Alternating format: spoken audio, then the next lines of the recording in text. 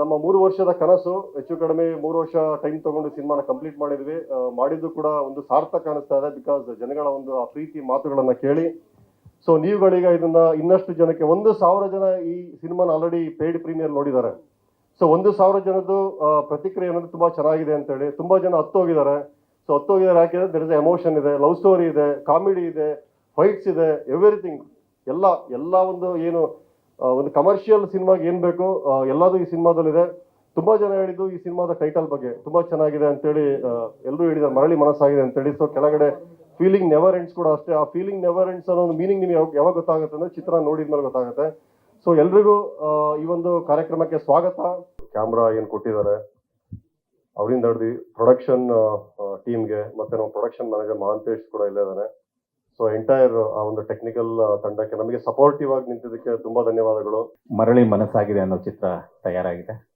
ಇದೇ ಡಿಸೆಂಬರ್ 12ನೇ ತಾರೀಕು coming 12th release ಆಗ್ತಾ ಇದೆ. ಸೊ ಟ್ರೈಲರ್ ನೋಡಿದ್ವಿ, ತುಂಬ ಕಲರ್ಫುಲ್ ಆಗಿದೆ. ಲೊಕೇಶನ್ಸ್, ಸಾಂಗ್, ಕ್ಯಾಮ್ರಾ ವರ್ಕ್ ಭಾಳ ಅದ್ಭುತವಾಗಿ ಬಂದಿದೆ. ಹಾಗೆ ಇದರಲ್ಲಿ ನಾನೊಂದು ಸಪೋರ್ಟಿಂಗ್ ಆರ್ಟಿಸ್ಟ್ ಆಗಿ ಒಂದು ಪಾತ್ರ ಮಾಡಿದ್ದೀನಿ. ಅಂದರೆ ನಾಯಕನ ಭಾವನ ಪಾತ್ರದಲ್ಲಿ ನಾನು ಕಾಣಿಸ್ಕೊಂಡಿದ್ದೀನಿ. ಚಿತ್ರ ಯಶಸ್ವಿ ಆಗಲಿ, ಇನ್ನೂ ಹೆಚ್ಚೆಚ್ಚು ಸಿನಿಮಾಗಳು ಮಾಡಲಿ. ಹೊಸ ತಂಡ, ಹೊಸ ಪ್ರಯತ್ನ, ತುಂಬ ಅದ್ಭುತವಾಗಿದೆ. ಹೊಸಬ್ರು ಮಾಡಿದ್ದಾರೆ ಅಂತ ಅನ್ಸೋದಿಲ್ಲ ಇದು ನೋಡ್ತಾ ಇದ್ರೆ.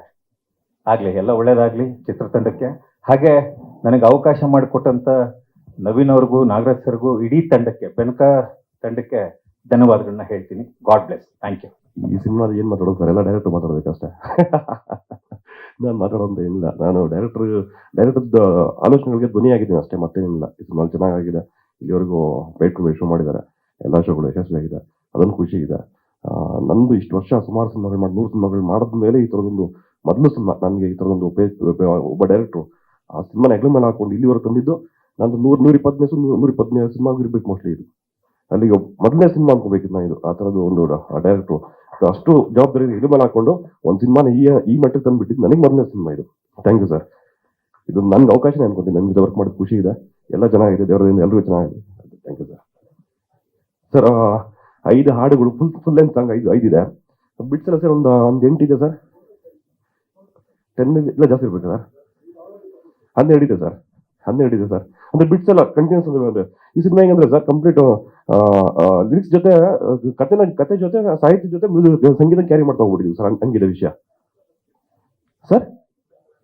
ಖಂಡಿತವಾಗ್ಲು ಸರ್. ಇಡೀ ಸಿನಿಮಾ ಹಂಗೆ ಕ್ಯಾರಿ ಮಾಡ್ತಾ ಹೋಗಿದ್ದೀವಿ ಸರ್. ಅವ್ರು ಸ್ವಲ್ಪ ಮ್ಯೂಸಿಕ್ ಲವರ್ ಅವರು, ಹಾಗಾಗಿ ಸಿನಿಮಾ ಹಂಗೆ ಕ್ಯಾರಿ ಮಾಡಿದ್ದಾರೆ ಸರ್. ಅಲ್ಲ ಆ ಥರದ್ದು ಅಂದ್ರೆ ಒಬ್ಬರು ಇಲ್ಲಿವರೆಗೂ ಸರ್ ಸಿನಿಮಾ ಮಾಡಿದ್ಮೇಲೆ ಒಬ್ಬ ಡೈರೆಕ್ಟರ್ ಇಲ್ಲಿವರೆಗೂ ಈ ಥರದ್ದು ಆಗಿಲ್ಲ ಸರ್. ಯಾಕಂದ್ರೆ ಸಮಸ್ಯೆಗಳು ಗೊತ್ತಿಲ್ಲ ಸರ್ ನಿಮ್ಗೇನೆ ಸರ್. ಬಜೆಟ್ ಸಮಸ್ಯೆ ಇರ್ಬೋದು, ಮತ್ತೇನು ಟೀಮ್ಗಳನ್ನ ಹೊಡೆದೋಗ್ಬೋದು, ಮತ್ತೊಂದು ಸಮಸ್ಯೆ ನಿಮ್ಗೆ ಗೊತ್ತಿಲ್ಲ ವಿಚಾರ ಏನಿಲ್ಲ ಸರ್. ಅದರಲ್ಲಿ ಈ ಥರದೊಂದು ಮೊದಲನೇ ಸಿನಿಮಾನೇ. ನನಗೆ ಇಷ್ಟು ವರ್ಷ ಸಿನಿಮಾಗಳು ಮಾಡಿದಲ್ಲ ಸರ್. ಪೇಯ್ಡ್ ಪ್ರೀಮಿಯರ್ ಶೋ ಮಾಡಿ ಇಷ್ಟೊಂದು ಶೋ ಮಾಡಿ ಅದು ಸಕ್ಸಸ್ ಮಾಡಿದ್ದು ಫಸ್ಟ್ ಡೈರೆಕ್ಟರ್ ಸರ್ ಇವರೇ ಸರ್. ನನಗೆ ನಂದು ಇಷ್ಟು ಸಿನಿಮಾಗಳಲ್ಲಿ ಪ್ರಜೆಯರ್ ಅಂದ್ರೆ ಟೈಮ್ ಕಡಿಮೆ ಕೊಟ್ಟಿದ್ದು ಬ್ಯಾಕ್ಗ್ರೌಂಡ್ ಸ್ಕೋರ್ಗೆ ಸರ್. ಒಂದು 16 ದಿನ ಮಾಡ್ಬಿಡಿ ಅಂತ ಡೇ ನೈಟ್ ಕೊಂಡು ಮಾಡಿಸಿದ್ರು ಸರ್. ಅದೊಂದು ಪ್ರೆಷರ್. ಮತ್ತೆ ಖುಷಿಲೇ ಮಾಡಿದ್ದು ಕೆಲಸ. ಫ್ರೀಡಮ್ ಅಂತೂ ಇತ್ತು ಸರ್. ಚೆನ್ನಾಗಬೇಕು, ಒಂದು ಫೀಲ್ ಕ್ಯಾರಿ ಮಾಡಬೇಕು ಅಂತ ಇತ್ತು. ಡೈರೆಕ್ಟರ್ ತೋಟದ್ದು ಚೆನ್ನಾಗಿತ್ತು ಸರ್. ಹಂಗಾಗಿ ಚೆನ್ನಾಗಿದೆ ಸರ್. ಸರ್ ಲೀಕ್ಸ್ ಕಲ್ಯಾಣ್ ಸರ್ 2 ಹಾಡಲ್ಲ ಸರ್. 2 ಹಾಡು ಬರ್ದಿದ್ದಾರೆ. ಡೈರೆಕ್ಟರ್ ಬರ್ದಿದ್ದಾರೆ, ಆಶಿತ್ ಸರ್ ಬರ್ದಿದ್ದಾರೆ, ಆಮೇಲೆ ಸರ್ ಹರೀಶ್ ಸರ್ ಬರ್ದಿದ್ದಾರೆ ಸರ್. ಆಮೇಲೆ ಬಿಟ್ ಸಾಂಗ್ ಹಂಗೆ ಬ್ಯಾಕ್ಗ್ರೌಂಡ್ ಸ್ಕೋರ್ ಮಾಡ್ತಾ ಹಂಗೆ ಕೆಲವೆಲ್ಲ ಹಂಗೆ ಕ್ಯಾರಿ ಮಾಡ್ತಾ ಹೋಗ್ಬಿಟ್ಟಿದ್ದೀವಿ. ಕೆಲವು ಶೂಟಲ್ಲಿ ಆದ್ಮೇಲೆ ಬಿಟ್ಟು ಮಾಡೋಣ ಇಲ್ಲಿ ಏನೋ ಅನ್ಸುತ್ತೆ.